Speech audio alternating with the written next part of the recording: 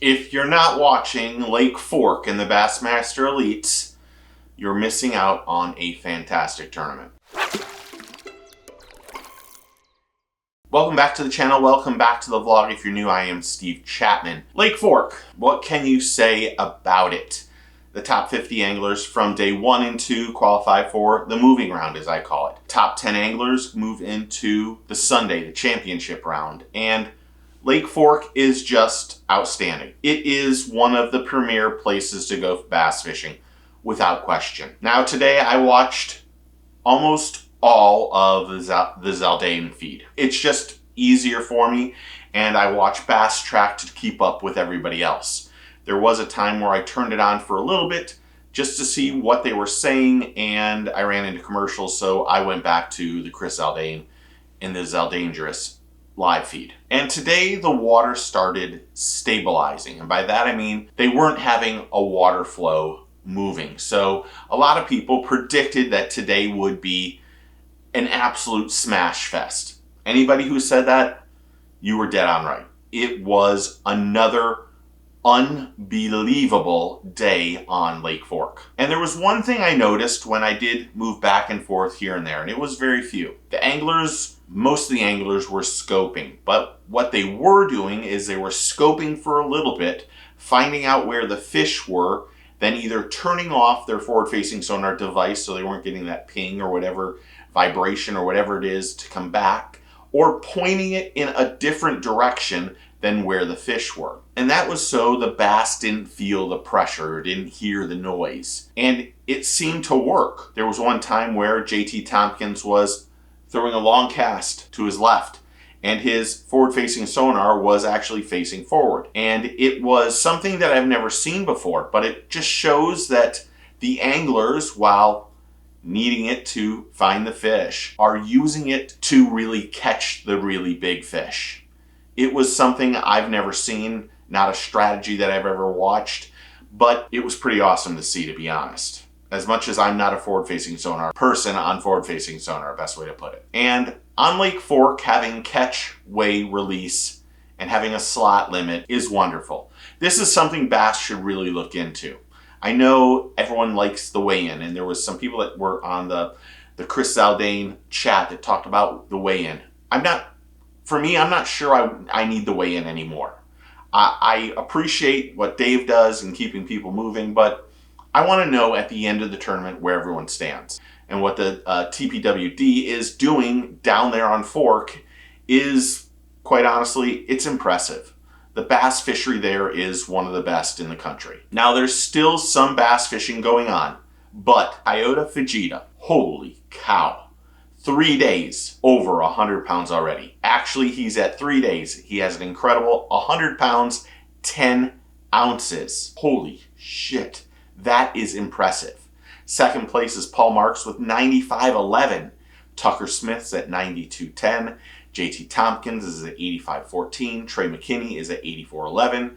Jay Shakura is at 81.11. Easton Fothergill is at 81.9. Tyler Williams is at 80 pounds, 13 ounces. Seth Fighter is at 78.4. And Wesley Gore is at 77.9.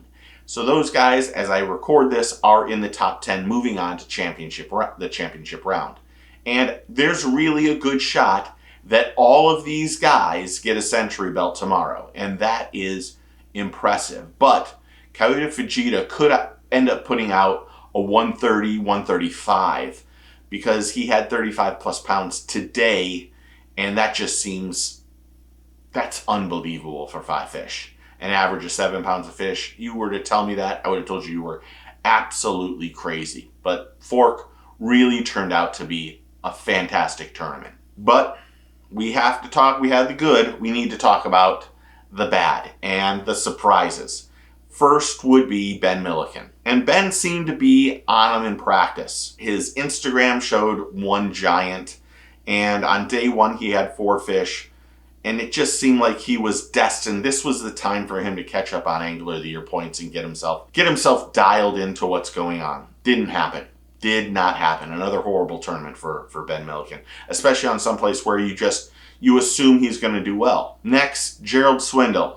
I do not know what's going on with Gerald. I am I know he's not using forward-facing sonar. He's going to go fish the MPFL. He'll fish next week on the Sabine River where it could be a little bit better. But Gerald's, again, struggling. And I don't know why. And I don't know if it's the technology or it's something else. And I want to see Gerald do well because I love Gerald. Next, another surprise was Lee Livesey. Probably hands down the favorite at this tournament. It was, just wasn't, he had a horrible practice. He admitted to it, and his horrible practice showed up for the tournament too and did not do well. Next is Matt Sexy Beast Robertson. Matt needs to worry about qualifying at this point in time. He's 100th in Angler of the Year points out of 102. Matt is not doing anything really well, and I don't know why. I wish him all the best of luck and think he's a great angler and really hope that he can pull this out, but it just seems like something's going on with Matt. Next is Keith Combs, usually fantastic down in Texas.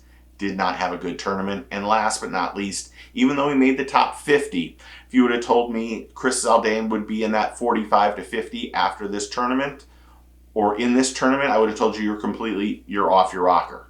Chris, this was, I felt like, Chris's tournament to really jump up in the Angler of the Year points, possibly requalify for the Classic next year, but a 45th through 50th place finish while getting you some good points doesn't cut it. And I think Chris would tell you that too. I think he had a great first day, a mediocre second day, and a horrible third day. And I don't know if it was not fishing the right places or not leaving the places early enough to try to find more new fish, or he just ran out of fish. But if you would have told me Chris would have a 45th through 50th, as I'm filming this, he was 49th, I would have told you again, you're crazy. There was Lee Livesey and Zaldain were, without question, and Ben Milliken were three of the major favorites in this tournament. You can't be great every week. You can only try to be great. And I'm sure those guys are going to bounce back. But what did you think? So comment below and tell me what you think. Thanks for hitting that like and subscribe button. Thanks to all new subscribers and members and just everyone who's interactive on the channel. It's been absolutely fantastic. It's humbling. I appreciate it, and I'm overwhelmed by it at times. But if you aren't a subscriber, click that button and welcome to the team. Remember, take your kid fishing, tight lines, cheers, and get your fish on.